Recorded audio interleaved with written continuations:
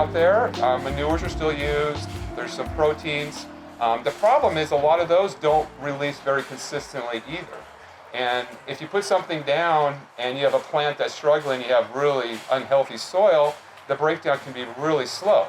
Well, when I started talking with Hendrikus Organics, they had an organic that was made a little bit different. We know that a microbe will break down anything in the smallest form.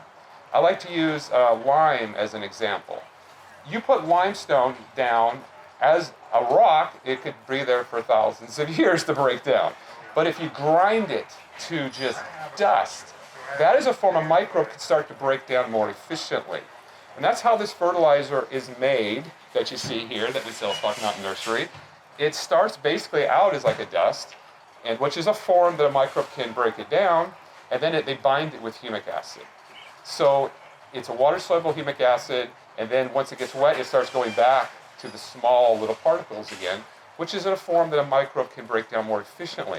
And like I said, I grew up in the chemical industry, so ultimately it has to work. I think going green is the right thing to do, but if you have plants that are struggling, lawns that are struggling, you put it down, nothing happens for weeks, which is what I saw with a lot of organics that I trialed.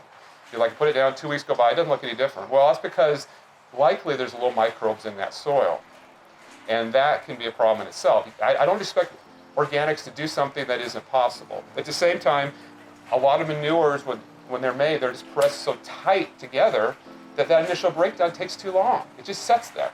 And then finally it may release. So what you need is a consistent breakdown.